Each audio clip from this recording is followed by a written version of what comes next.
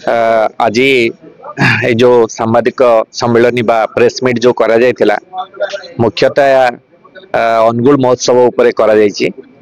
अनुगुल महोत्सव जो मुख्य कार्यक्रम जो होछि एथरे मुख्य अतिथि भाव में मान्यवर मुख्यमंत्री आसुचंती एवं मान्यवर केंद्र मंत्री श्रीयुक्त धर्मेंद्र प्रधान जोग दौरान एवं उपमुख्यमंत्री राजस्व मंत्री एवं अनेक विधायक आ मंत्रीगण मध्य जोग दौरान।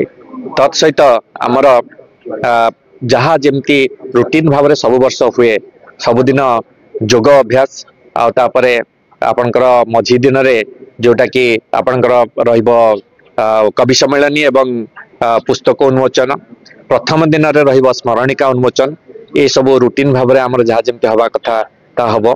मसाल शोभा यात्रा सरी जो मसाल प्रथम दिन आमे से शैलश्री क्षेत्र रू से मसाला आमे आनी पहुंचे आमर प्रथम दिन कार्यक्रम आणबू।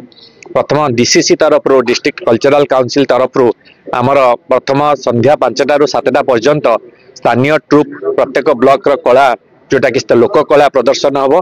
तापरे ए जिलार थिबा प्रमुख सांस्कृतिक संगठन तरफ रू संगठन गुड़िक को प्रदर्शन करिया पई सुजोग दिया जिवो, तांको सम्मानित करा हबो एवं उत्तरीय मध्य दिया जिवो। तापरे राजनैतिक बा आमर प्रशासनिक अधिकारी बा एवं अन्यान्य जो एग्जीक्यूटिव जो अच्छी कॉर्पोरेट सेक्टर जो माने मध्य स्पॉन्सर करुचंती सेमानकु मध्य सम्मानित करा जिवो।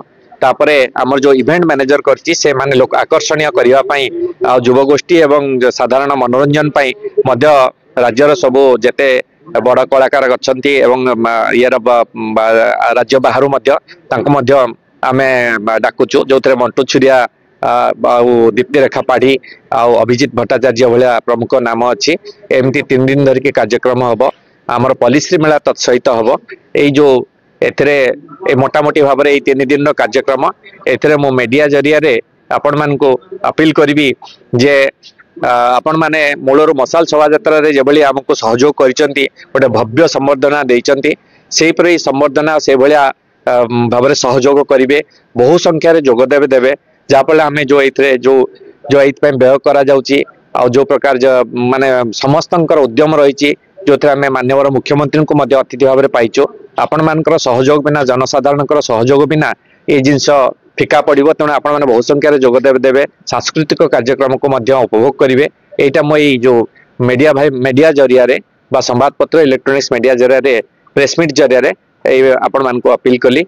मु जिलापाल अनुगुल जिलापाल महोदय प्रतिनिधि हिसाब से डीसीसी दायित्व नहीं अतिरिक्त जिलापाल हिसाब से मु जिलापाल साधारण हिसाब से मुझे आपण को मीडिया जरिया प्रेसमिट जरिया आपण मान को अपील कली। आपण बहुत संख्यार जोगदे सफल करंतु। धन्यवाद।